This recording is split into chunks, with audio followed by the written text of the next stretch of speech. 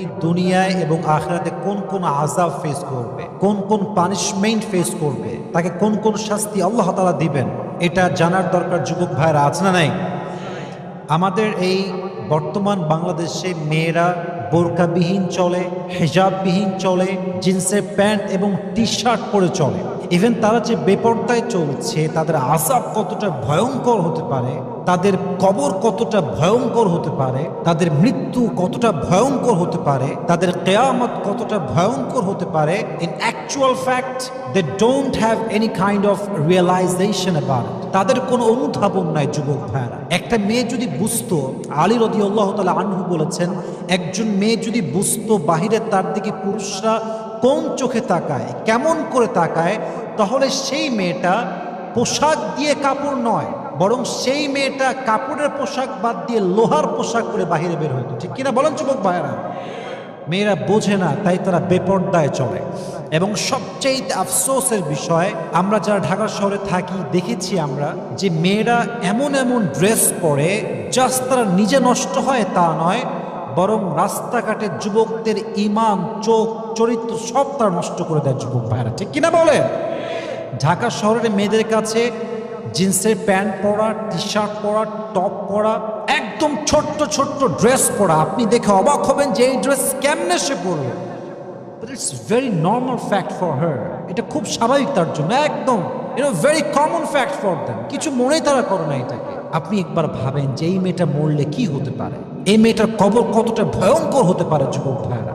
আমরা রিমাইন্ডার হিসেবে কিছু কথা বলবো। আমরা দোয়া করি আল্লাহ দেশের প্রত্যেকটা মেয়েকে হিজাবি নারী হওয়ার তৌফিক দান করুন। সকলে পড়া আমিন। বেপর্দা নারী, হিজাববিহীন নারী একদম উলঙ্গ নারীর মতো। এই বেপর্দা নারীর শাস্তি হবে দুনিয়া এবং আখিরাতে মোট 12টা। বলেন সবাই কয়টা?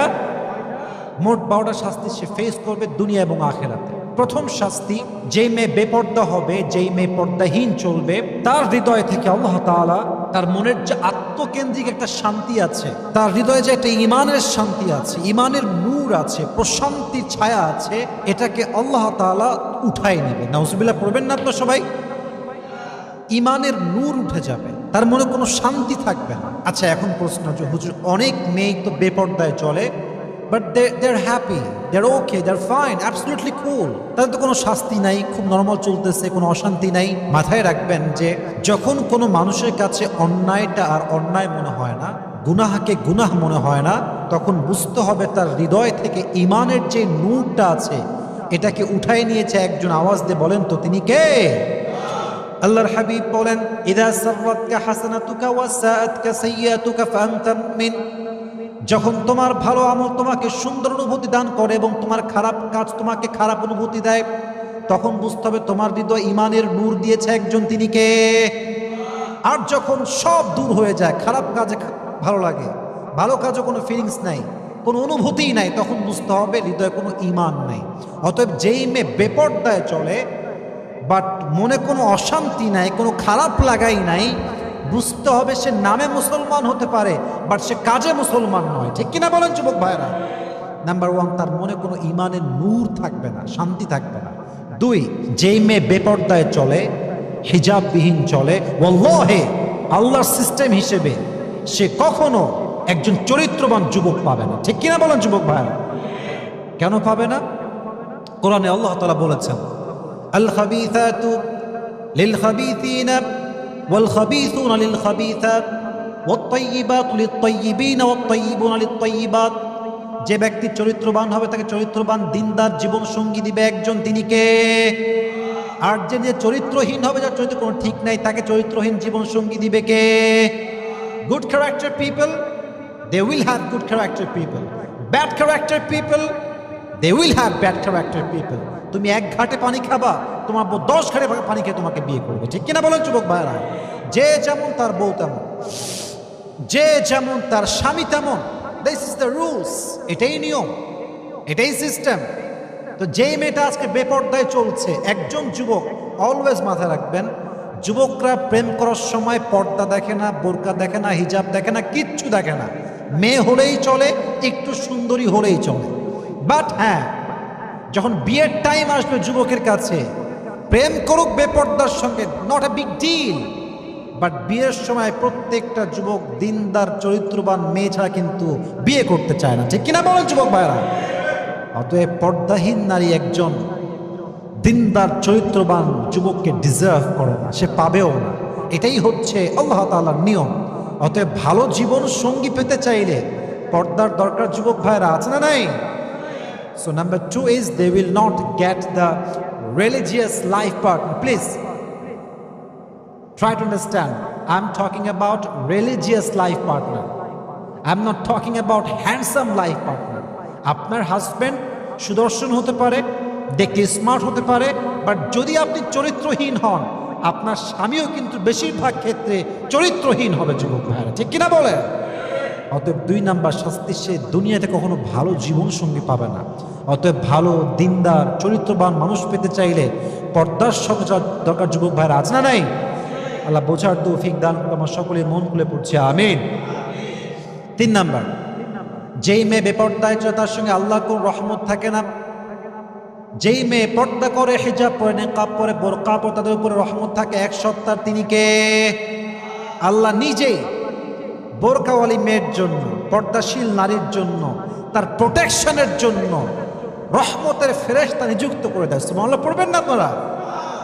পর্দাশীল মেয়ে যখন রাস্তা দিয়ে হাঁটে, বোরকা পরে, নেকাব পরে, হিজাব পরে, নিজেকে ঢেকে আবৃত রেখে কভার করে সে যখন রাস্তা দিয়ে হেঁটে যায়, তার উপর দিয়ে ফেরেশতা রহমতের ডানা বিছায় দেয়, রহমতের ছায়া বিছিয়ে দেয়। সুবহানাল্লাহ পড়বেন না আপনারা? এই জন্য দেখবেন যারা বেপর্দায় চলে এদের সঙ্গে কোনো রহমত থাকে না। ফলে দেখবেন যত রেপ হয়, কথা কি বোঝা যায় যুবক ভাইরা? আমার কথা বোঝা যায়? যত রেপ হয়, যত ধর্ষণ হয়, যত মেয়ে রাস্তাঘাটে লাঞ্ছিত হয়, যত মেয়ে রাস্তাঘাটে ইফটিজিংয়ের শিকার হয়, তার 99% হচ্ছে বেপর্দা মেয়েরা হয়, ঠিক কিনা বলে? বেপর্দা মেয়ের উপরে আল্লাহর কোনো রহমত থাকে না। এর চেয়ে বড় আযাব কি হতে পারে যে আল্লাহর রহমত আমার থেকে দূর হয়ে গিয়েছে। নাউজুবিল্লাহ। আল্লাহ আমাদের প্রত্যেকটা মা বোনকে হেদায়াত দান করুক। আমরা সকলেই পড়ছি আমিন। 4 নাম্বার, এটা বলতে গেলে আমাকে একটা হাদিস বলতে হবে। আল্লাহর হাবিব বলছেন, আমি যখন মেরাজের রাতে জান্নাত এবং জাহান্নাম ভ্রমণ করলাম, আমি দেখতে পেলাম কিছু মেয়ে আছে এমন যাদেরকে আল্লাহ তাআলা জাহান্নামের ভেতরে ঝুলিয়ে রেখেছেন চুলের উপরে ভর করে, এবং শাস্তি দেওয়া হচ্ছে প্রচন্ড শাস্তি, তাদের চুল বেঁধে ঝুলিয়ে রাখা হয়েছে। আবার আল্লাহর হাবিব বললেন, হে ফাতেমা, আমি এমন কিছু মেয়ে দেখলাম যেই মেয়েগুলোকে স্বীয় স্তনে ভর দিয়ে ঝুলিয়ে রাখা হয়েছে, অর্থাৎ দেহের প্রত্যেকটা পার্টের ভর তার স্তনে ঝুলিয়ে দেওয়া হয়েছে এবং তাকে টাঙিয়ে রাখা হয়েছে।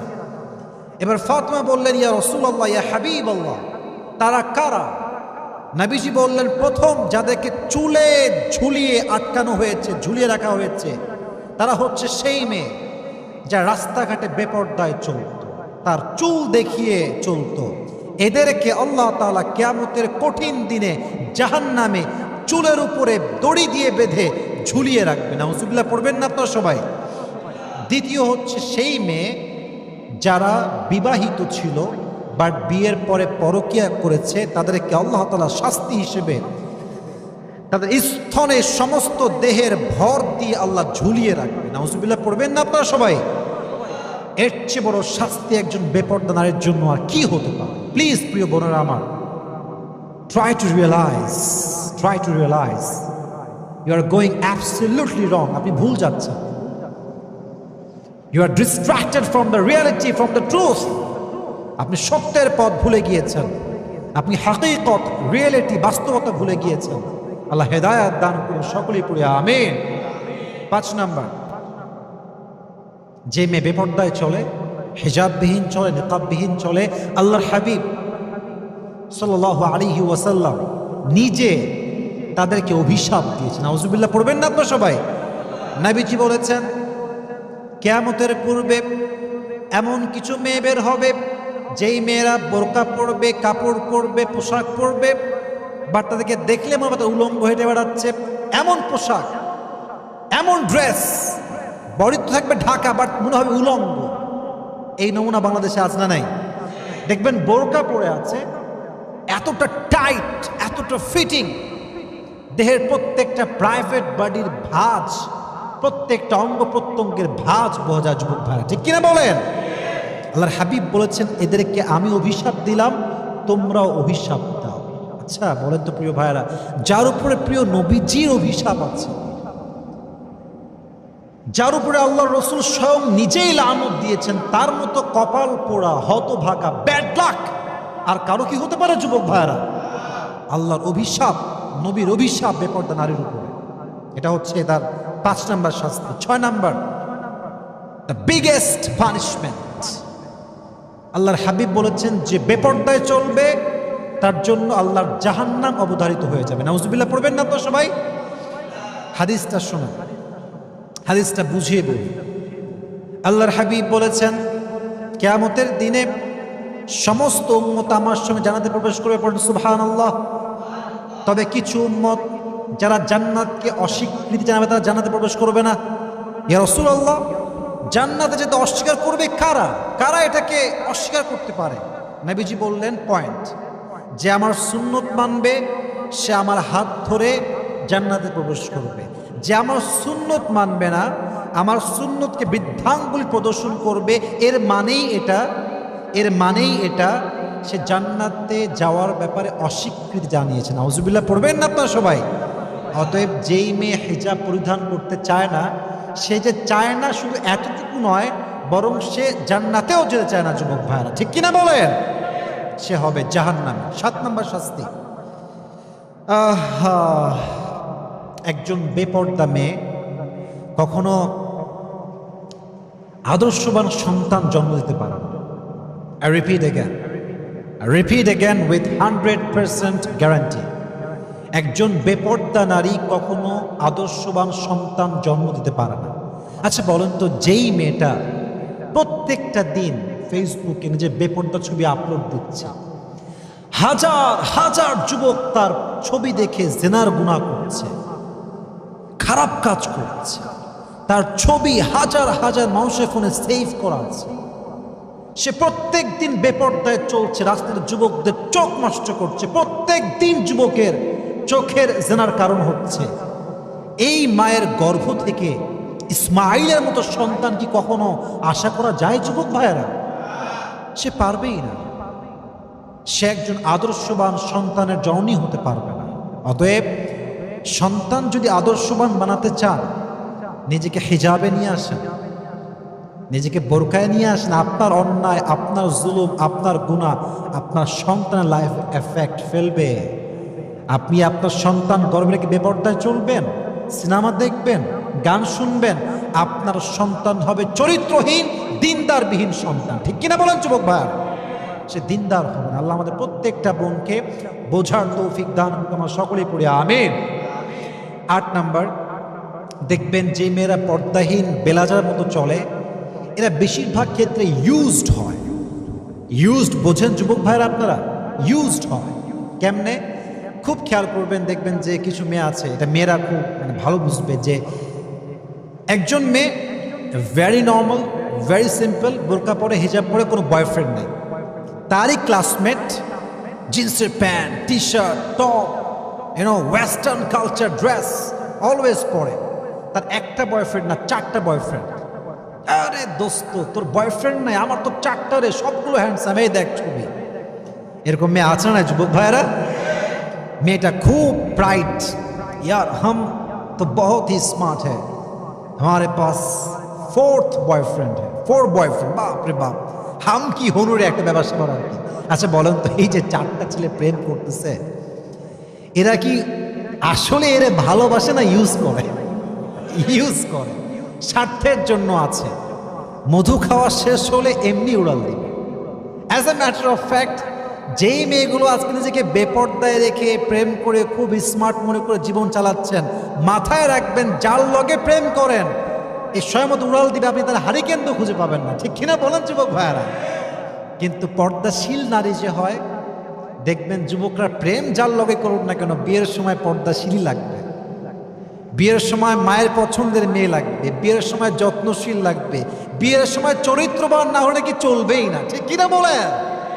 অতএব পর্দাহীন মেয়েরা বেশিরভাগ ক্ষেত্রে ইউজড হয় এই হিসেবে যে যুবকরা জানে এটা আসলে ইউজ করার জিনিস, ইউজ কর ছাড়। এই জন্য বোনেরা আমার, প্লিজ যদি ইউজড হতে না চান, দিনের পথে আসেন, বোরকার পথে আসেন, হিজাব মেইনটেইন করেন। আপনাকে প্রত্যেকটা যুবক প্রেমের জন্য নয়, বিয়ের জন্য অফার করবে, ঠিক কিনা বলেন? আল্লাহ তৌফিক দান করুক, বোঝার সকলেই পড়ি আমিন।